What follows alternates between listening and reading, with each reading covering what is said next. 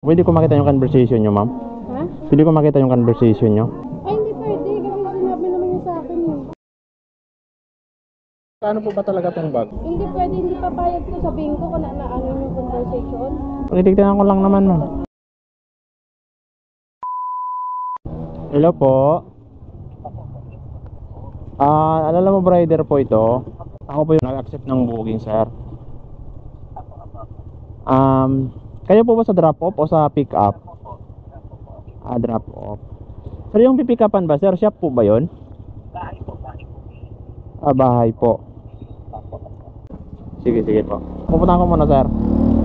So, mag-aabono tayo ngayon 2,000. Kailangan busisiin natin itong maayos kung legit ba talaga to o hindi.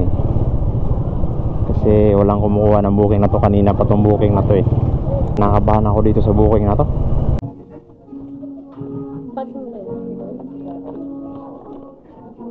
Barangay lang po ako. Magkano pa bono dito, ma'am? Ha? Magkano pa bono? Magkano ba yung sinabi sa inyo? 2,000? Ha? 2,000? Ang ano? Wait nga, kunin ko lang yung cellphone.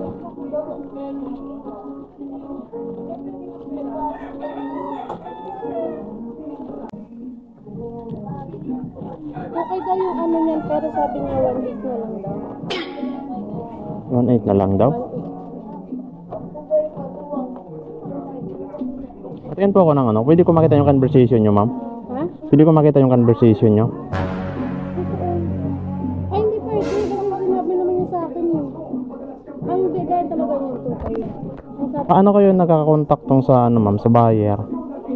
Yung buyer po. Paano nyo po na... kapatid ko po may rin. Paano kapatid yung... Yung ano yan. Ito yung ano ko. Bentahan niya 2K daw. Tapos sabi niya 1.8 na lang daw kahit. Hindi, ganito. Sino po yung... Ako po yun. Ayun po. Pinatatayaan ko sa'yo. Tayaan mo. Wala rin kasing pangalan tong sa drop-off, ma'am eh. Ang pangalan yung sa drop-off. Baka yung sa dadarap niya. Ano pangalan nakalagay? Hindi. Kasi anak ko yung kakontak niya talaga. Anak ko. Eh sabi ko ako na mag-aano kasi hindi naman niya alam yung ano niya. Yung... Yan. Kasi yung anak ko lang pinaano niya. Sabi ko ako na mag-aano. Anak niya yung kausap. Tapos sinabi niya sa akin. Kakontak ko rin siya. Pwede ko ba makita yung conversation sa buyer? Ay, sa buyer, hindi ko po alam kung sino yung buyer. Basta pinapalo lang po sa akin yun na may kukuha dito. Bibigay ko yan. Saan po yung anak niyo? Ha? Nasaan po yung- sa akin, bibigay ko. Nasaan po yung anak niyo, ma'am? Nasaan po yung anak niyo? Nasa taas. Nagpapaano po. Baby. Patulog ko dito. Hindi kasi makaalis kasi nakaano sa paa. Naduyan niya sa paa. Titignan ko sana yung conversation sa buyer, ma'am eh. Ay, sa buyer hindi ko. Baka pwede kong makita, ma'am. Gusto kakontakan yung buyer. Ang ano ko po yan, yung may Hindi kasi pangalan nyo dito nakalagay sa booking, ma'am, sa pick up eh. baka doon niyo po i-drop off yung ano. Ito. Doon nga i-drop nito, ma'am, sa buyer nga. Pero yung conversation dapat... Hindi pwede, hindi papayag ko sabihin ko kung ano yung conversation. titignan ko lang naman, ma'am. Sige pa.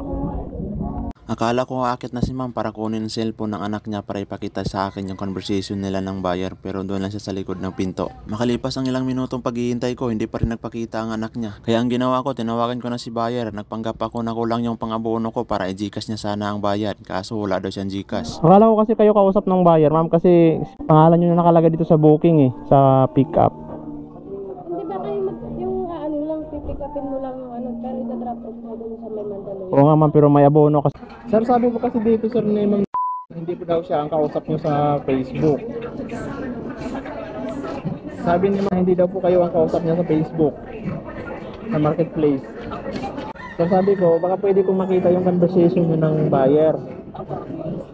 Kinausap ko si ma'am na kung pwede i-Gcash ko na lang sa kanya yung bayad pagdating ko sa drop-off, kaso ayaw niya pumayag. Dahil wala pa rin siyang may pakita ang transaksyon nila ng buyer, kaya sa ending pinakancel ko. Pag uwi ko ng bahay, nagtingin ako sa marketplace, may nahanap ako nakapareho ng bag. Pagtingin ko sa presyo, ang layo ng diferensya. Hindi rin ako eksperto sa presyohan nito sa market, kaya pakicorrect na lang kung nagkamali ako. Kaya sa mga kapwa ko delivery rider dyan, maging maingat lalo na kapag may abono. Para sa iba, malit lang yung 1,800, pero para sa amin mga delivery rider, ay katumbas na yun ng 2 araw namin pagdi-deliver.